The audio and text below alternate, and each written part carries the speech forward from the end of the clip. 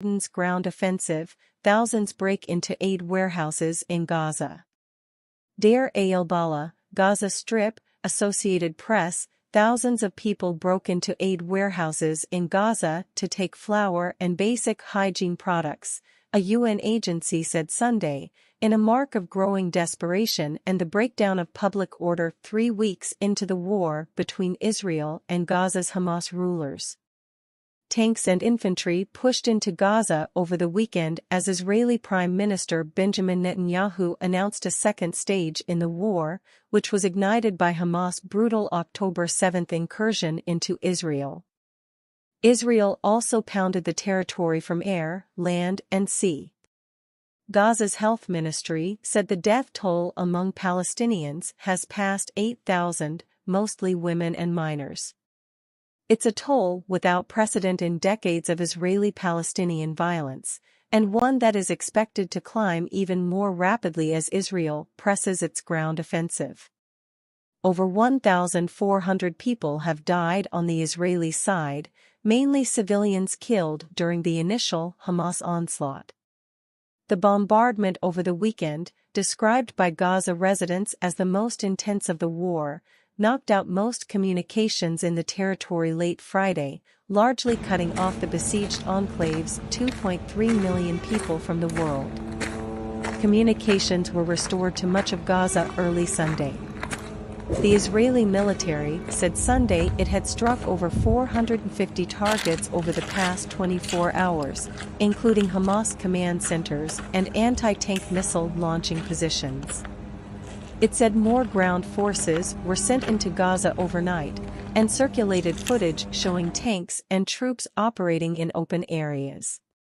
The warehouse break-ins were a worrying sign that civil order is starting to break down after 3 weeks of war and a tight siege on Gaza, said Thomas White, Gaza director for the UN Agency for Palestinian Refugees, known as UNRWA.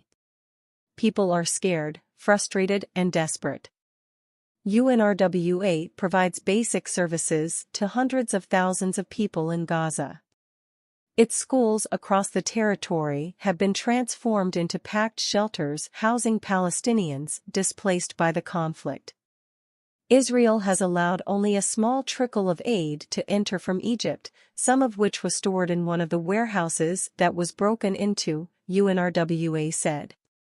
Juliette Thoma, a spokesperson for the agency, said the crowds broke into 4 facilities on Saturday. She said the warehouses did not contain any fuel, which has been in critically short supply since Israel cut off all shipments after the start of the war.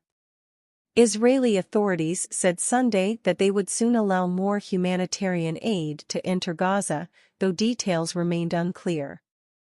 Elad Goren, the head of civil affairs of Kogat, the Israeli defense body responsible for Palestinian civilian affairs, said Israel had established a humanitarian zone near the southern city of Khan Yunis and recommended that Palestinians flee there. But he provided no details on the exact location of the zone or how much aid would be available. He also said Israel has opened 2 water lines in southern Gaza within the past week. The AP could not independently verify that either line was functioning.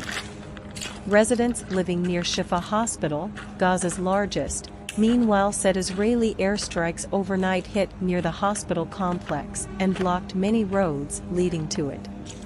Israel accuses Hamas of having a secret command post beneath the hospital but has not provided much evidence.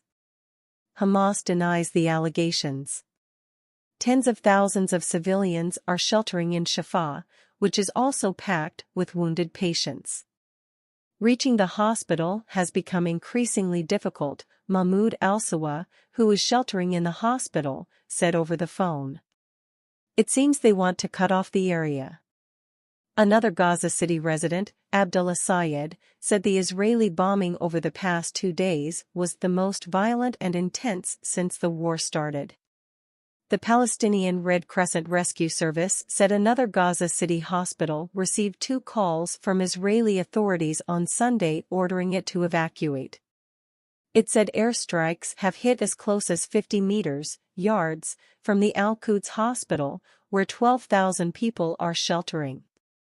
Israel had ordered the hospital to evacuate more than a week ago, but it and other medical facilities have refused, saying it would mean death for patients on ventilators.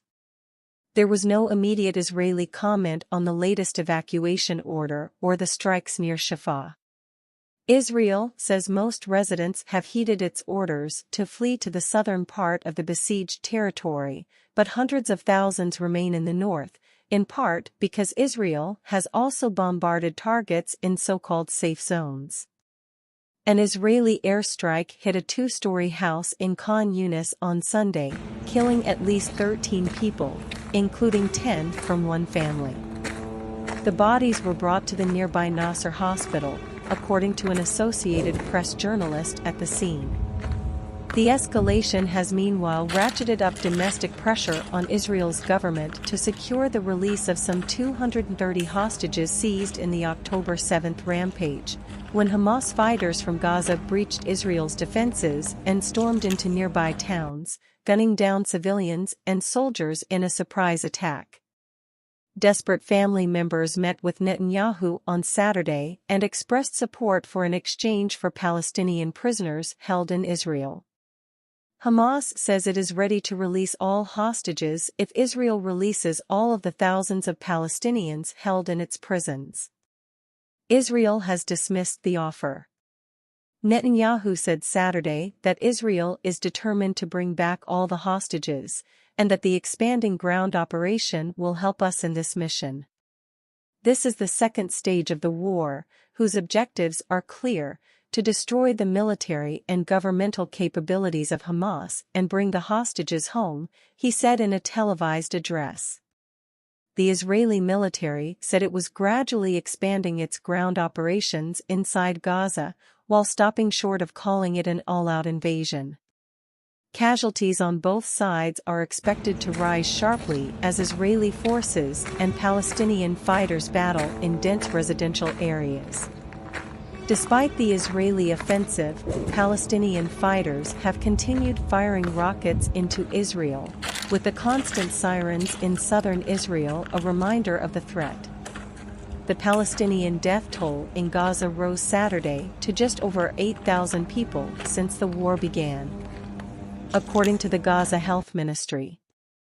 That includes more than 3,300 minors and more than 2,000 women, the ministry said.